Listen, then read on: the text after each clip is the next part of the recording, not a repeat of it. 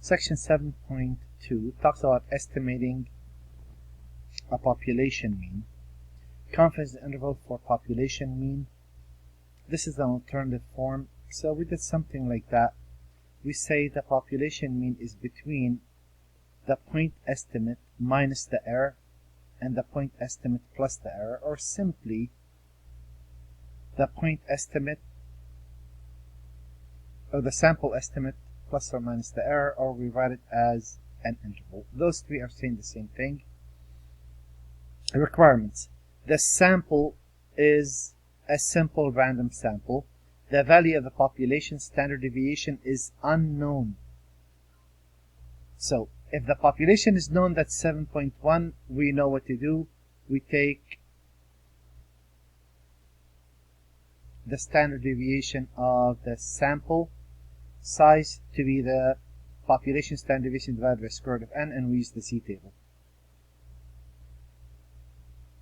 Either both of the given conditions are satisfied, one of the two. The population is normally distributed, or n is bigger than or equal to 30. To create this confidence interval, we won't have, so here if the population standard deviation is not given, we can't use this, and therefore we can't use z. So instead we're going to use this t distribution. But we can get a sample standard deviation. Now we get a sample standard deviation from the values given. So we're not given the population standard deviation. The larger the sample is, the closer the value of s would be to the population. Remember, s is the standard deviation for sample. We will need to use a different distribution. This distribution has a small weakness. So this is a bell shape, but the tails will be wider or fatter than a standard normal distribution. And we assume that it's centered around 0. And the same as before, except here we are using this from the sample.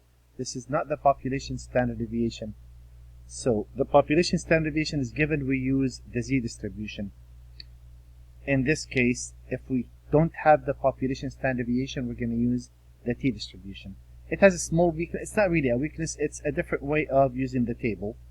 And characterized by the degrees of freedom, and the formula would be degrees of freedom will always be n minus 1. So it looks something like this.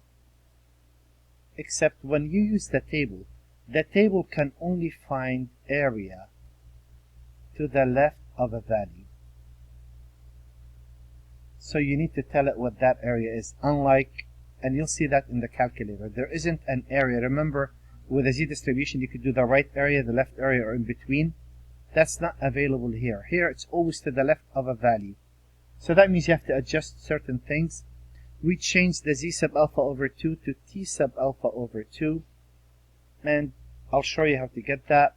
You would use second, I'm talking about the calculator, variables, and you would look for inverse t distribution. I'll show you where that is. That's number 4 on the list.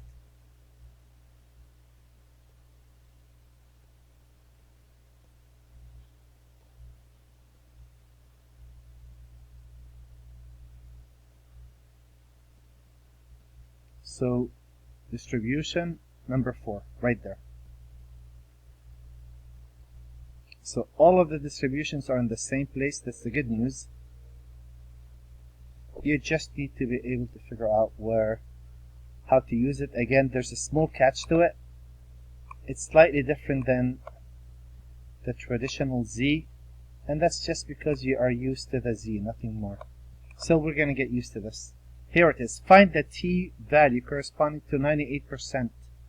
So if this is 98%, that leaves this with 1% and 1%. Degrees of freedom, here they're telling me it's 15. So if I get my calculator out, well, this is the deal. If this is 0.01, then this whole area is 0.99. And that's going to be the t associated with the 98%. In this case, I will go to my calculator. I will go to that again. Let's do that again.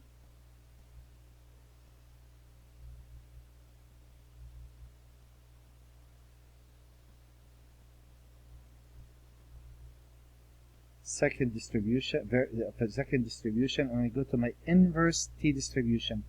Now notice it only asks for an area. It doesn't say left or right. It's always to the left. 0.99. Degrees of freedom they gave us to be 15. If they didn't give us that, that's n minus 1. Tell me what that number is, and there it is. So it's 2.603.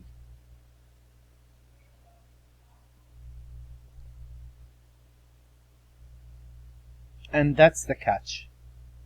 Again, it's slightly different than what we used to, and that's because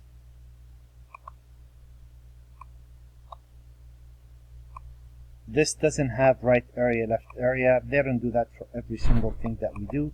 So we say the critical value, this is going to take the place of the z distribution, and then everything else works out identically to what we did before. So what's the catch? Point estimate, a single value used to approximate a population parameter. Note the sample mean is the point estimate of the population mean, and we know already what it is. This, we use a calculator to figure that out. I'm going to show you how to calculate mean and let the calculator do it instead of you doing all the work. Definition of margin of error, the maximum likely difference between the observed mean and the true value. And here it is. In the previous section, it was z sub alpha over 2 times the population standard deviation. But since the population standard deviation is not given, we have to use the sample. And that's how you would know to use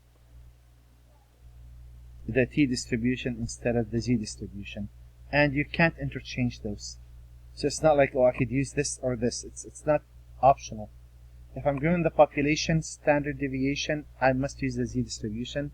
If I'm not given the population standard deviation, then I have to use the t distribution. So now they look very close to each other, and that's the good news. A 2017 sample of 34 cities, that's n, in the US found that the average cost of a wedding is $36,000. A lot of money. With a standard deviation, this is the sample standard deviation. They're talking about those 34 cities. They're not talking about the entire United States. Determine a 99% confidence interval. 99%. Well, there's a small catch for, here we go. Identify the point estimate for the mean. Well, we assume the mean is 36,000.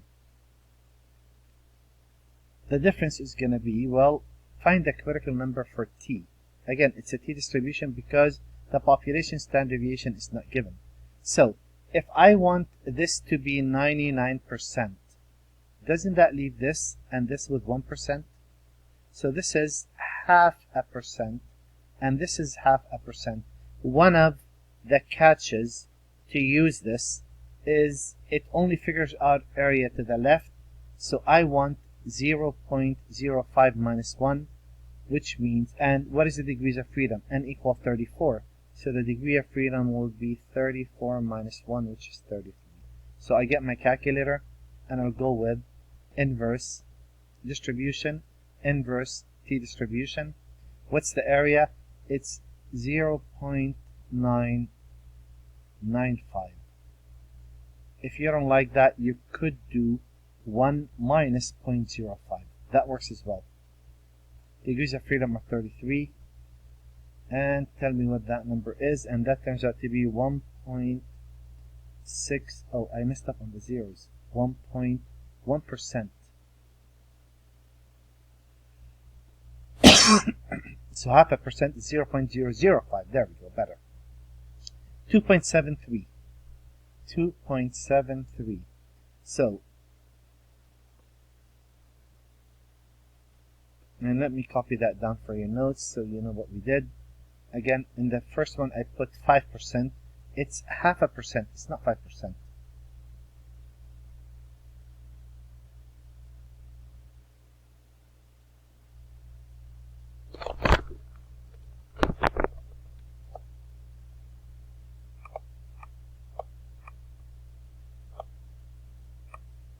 And there's the value. So again, find the margin of error. Well, the margin of error we already agreed it's going to be T sub alpha over 2, just like we did before, times not the population, the sample standard deviation. So it's almost the same thing. The margin of error is going to be 2.73. That was given to be $14,114, scored of 34. And if I throw this in my calculator, what do I get? I'll get 2.73 times 14,114 divided by the square root of 34. I'm getting this to be $6,608 and yun ba?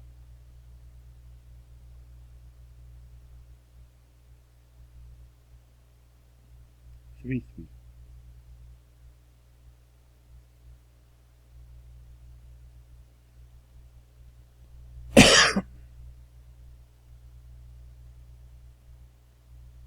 There we go. $6,615.31. $6,615.31.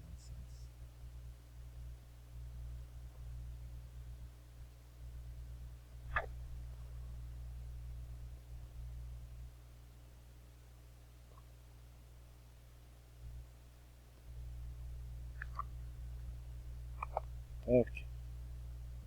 I'll get it to work.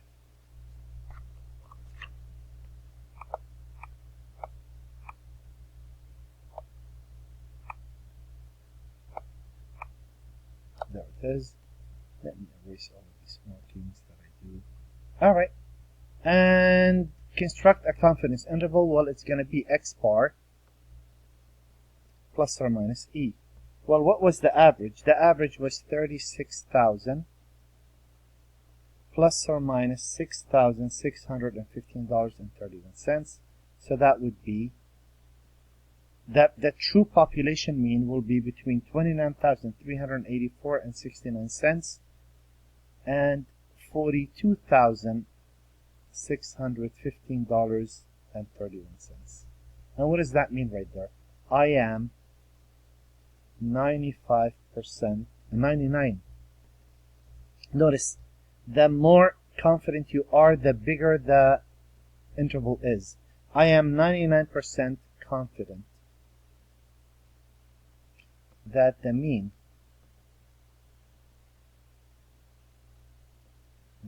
cost of weddings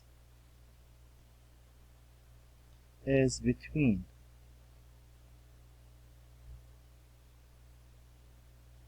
$29,384.69 and $42,615.31.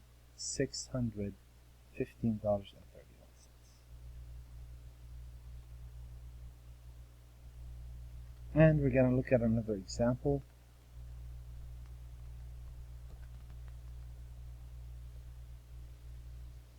Here's a problem. It says a statistics instructor wanted to find the mean amount of time PCC students spent on social media per day. She randomly sampled 12 students and found out how many minutes per day do they spend. Here they are.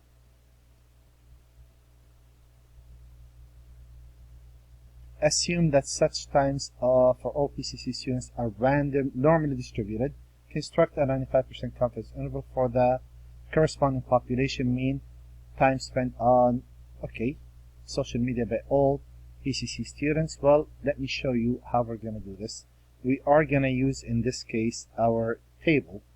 So we're going to go for stat, and we're going to go for edit, number 1 right there. And we're going to input these measurements in 80, 112, 95. If there's something in L1, make sure you clear that. It might have been there from the previous student. 72, 150, 120, 85, 150, 120, 85. No, that doesn't 85. 67, 92, 102, 67, 92, 102, and 50 and 115. Now, when you're doing this, try to do this as slowly as possible to ensure that you did not drop any of these values. Ooh, I messed up. 50, 102, 50 and 115. So that's 12, and this is the 13th. Very good. Now that this is there, all what you have to do is exit out. And if you go for stat and you go calculate, and it's one variable, list one, that's correct. And it tells you everything. It tells you the average is 95, so let me copy this down. This table has everything that you need for these problems. It has a lot more than you need, but we're just going to go by what we need and go from there. So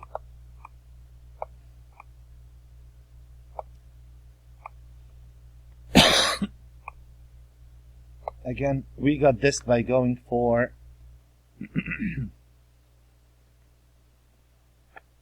stat, edit, and we inputted the table, and then we went for stat, calculate, one variable. So it tells me the mean is 95, and notice it gives me the sample standard deviation, and that's what we're going to use. So 7. Alright, and that's all we need to get out of this for now. So what else do we need to finish the problem? We need the critical value. It does say they want a 95%. Well, if you think about it, if this is 95%, that leaves me with 5% for each of those, right? So I could say 5%, right, divided by 2. That's what these will be, which means it's 2.5% each. So again, one of the catches to this distribution, I need to figure out what this area is. It's 1 minus 2.5%. So the calculator could do percent as well. If I go for the inverse t distribution, and I want they have area to be 1 minus 0.025%, or 0.9750. The degrees of freedom in this case would be 11. She asked 12 students, and there it is, 2.2001.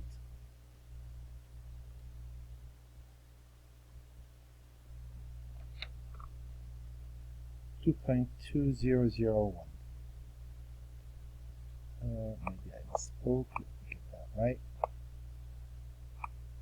So there it is, 2.201.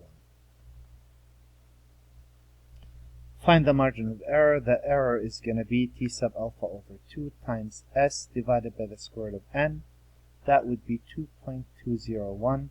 S, we got it to be 27.07, right? Or 27 point, if we want to be a bit more picky, and we should, 0.689 divided by the square root of 12. And if I throw this in my calculator, I'll get 17.199. And my interval will be x bar plus or minus the error. Well, the average was 95 and 17.199. So that would be 77.801 minutes per day to 112.199 minutes per day. So between an hour and a half and 2 hours somewhat. I am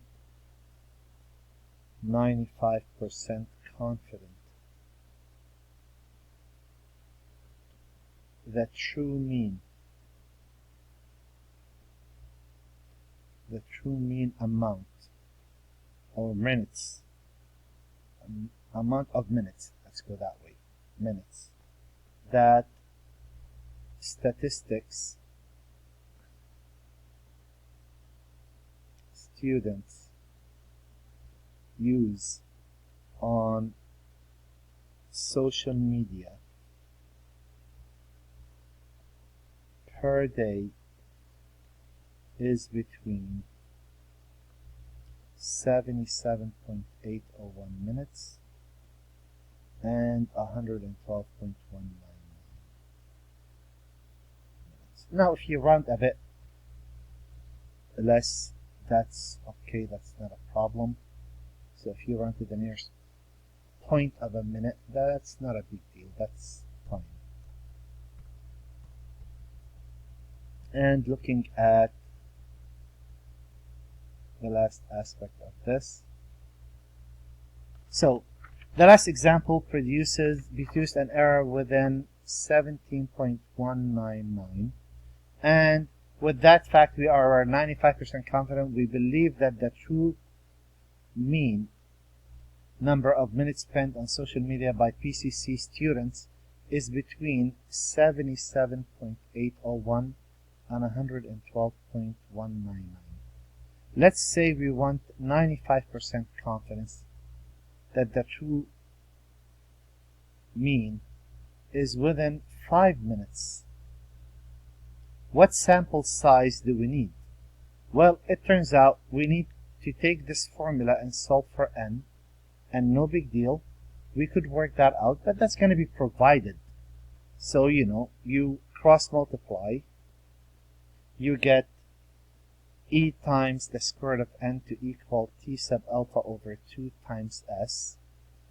The square root of n would be t sub alpha over 2 times s divided by e, and you square both sides, and you get n to be t sub alpha over 2 times s over e squared. You don't need to derive this or memorize this. Remember, as long as the population standard deviation is not known, this is what we use. We have a formula just like this, if you remember. It uses z, and that's going to be the big difference. And there it is. This is provided. You don't have to memorize that. So there's an example on that. The president of PCC, Erica, is concerned about the amount of time that her students spend on jobs. She would like to estimate the mean number of hours worked per week by her students.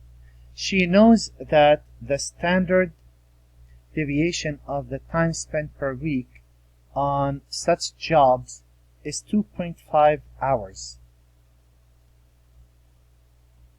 So we know the population standard deviation. What sample size she should choose to be 90% confident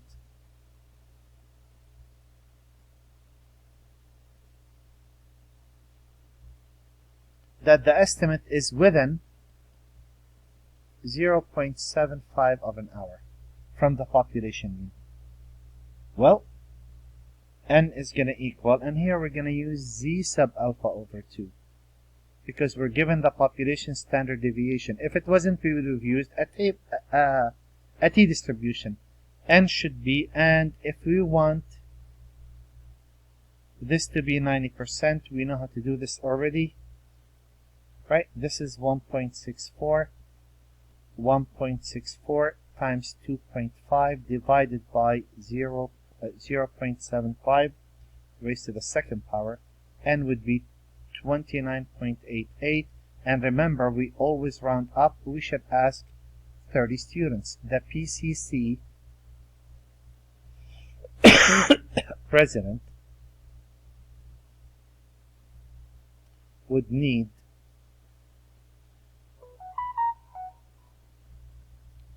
to survey at least 30 students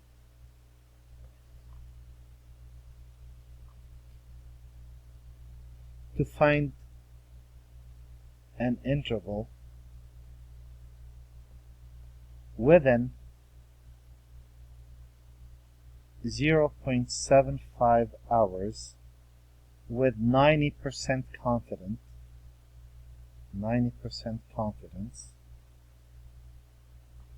containing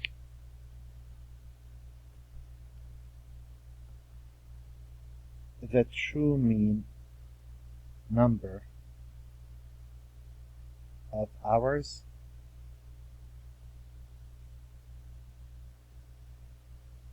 a PCC student works